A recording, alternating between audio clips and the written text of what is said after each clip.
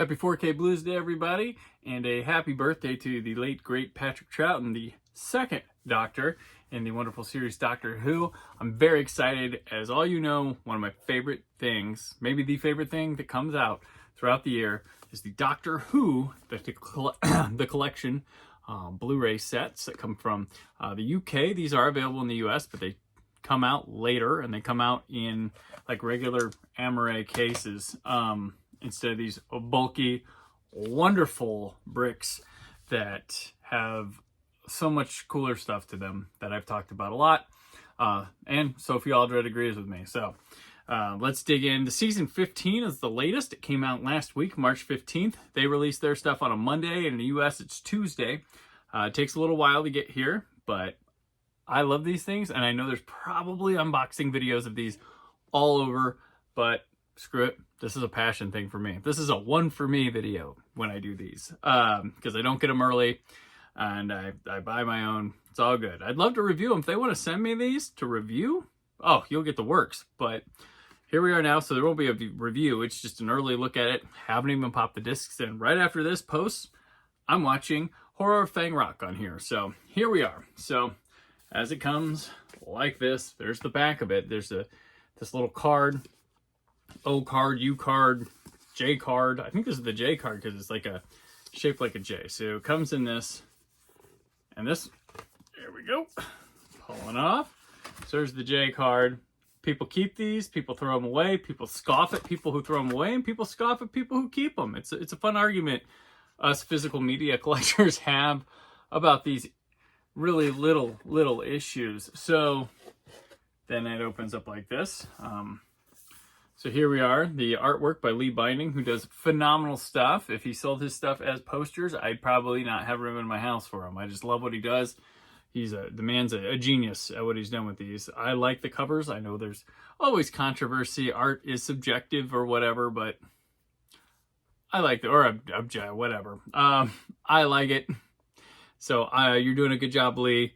Always have your back here. There's the side, no longer the ratings thing. This is season 15, but when it comes out in the United States, it will be called Tom Baker season 4. So this is a season, the first Graham Williams season. This includes a documentary about his life here that's supposed to be pretty impressive. So go up there with the John Nathan Turner one that we had with season 18, his first season. I like the jelly babies being on the front here. I also get a Santaran. I love the Santarans. Floating jelly babies. Lee Binding said the Doctor's always going to have something in his hand during these seasons. So we'll come in here, and these open up. And on the left, we have the discs. On the right, we have this little image, which is from the Invasion of Time. The image, so these open up here. And what you get here is this art that will match the inside here, which you get a little buyer's guide, and then TARDIS interior. So that's really cool.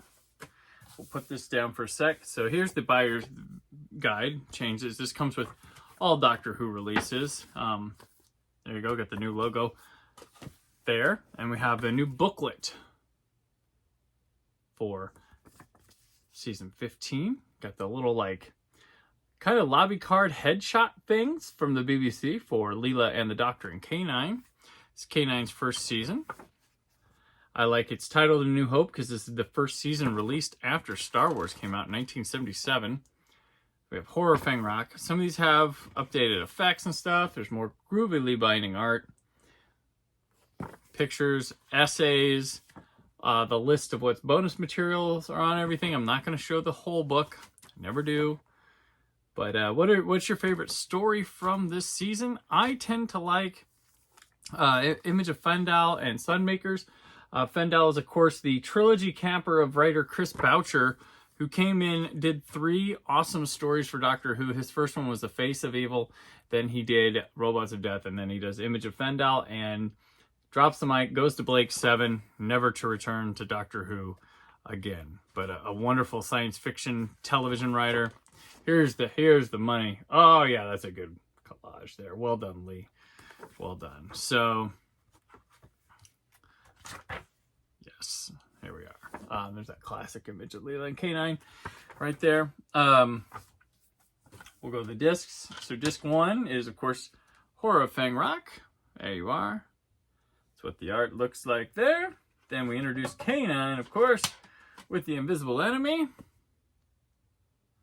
There we go. And next, disc 3, Image of the Fendahl. Story I like a lot here. I'd say this season is an up and down one. Horror Fang Rock's cool because it feels like it's bridging over from the previous showrunning team to this one. Here's Sunmakers. But it's got up and down. Like, I know Underworld's a controversial one, though there is merit. I always find merit in these. And then I like the Invasion of Time, and I know there's some... It's got a goofy ending, send off for Leela, but it's got a cool Centaur surprise and more Gallifrey, and it's pretty fun. And Tom Baker as the Doctor is worth the price of admission most of the time. And we got a bonus disc, so none of these in this set get a full-on 2-disc run of it. So here's the back, as always, the Doctor from the beginning, their face, and that's what we have here. So it's rather quick, I think, but this is the latest Doctor Who set from the UK. I think if you hustle up from Rare Waves or Zavi, you can still pick this up. These are wonderful sets. These are the coolest things. They're like a bygone era of getting a bulky season set when now they just try to stack discs upon discs. They have really nice trays. These trays sometimes, there's been problems where they come loose or detached. I have been lucky enough not to really have that happen. I did have one, but I was able to just glue it back real easy, and it stayed so far. But yeah, they got a wonderful booklet, wonderful disc, tons of bonus material. I always say these are a great archive in time, and BBC and Doctor Who, you get a full experience of a year of watching Doctor Who on television, where you get commercials, you get interviews on talk shows, you get these documentaries that are great, you get deleted scenes, studio footage, like all this kind of cool stuff. So many options to watch the program too. Just so much, just a labor of love is what they like to call it, but this really is the shining standard for this stuff. And especially when it's a program that's limited in restoration efforts because of how it was shot. They make up for it if that's not your cup of tea. I like the look of it. It's, the crappy video look, but I know it's not for everybody. And they're like, well, does this look like crap? But there's a charm to it. And if you're there, you're there. But they certainly make up for it in all the other areas. And I know Mark Ayers has been doing Atmos tracks, but his 5.1 and other restorations are immaculate and make it wonderful. So again, thank you, the team behind the collection sets. Make my day, make my year. Love these. I can't wait to dive all over season 15. I've heard things about what's next, and it's very exciting. So stay tuned, and maybe we'll get a date on the Celestial Toymaker release. I know it wasn't quite finished at the time they showed it at the BFI, but hopefully we'll get that soon, because I'm curious. I'm open-minded about that. I want them to go for broke, go gonzo, go crazy. Let's see what happens. It's a new way to tell an old thing and enjoy it again. That's my thought. But we're here, season 15. Thank you for watching. Have a good week, I guess. So stay film positive.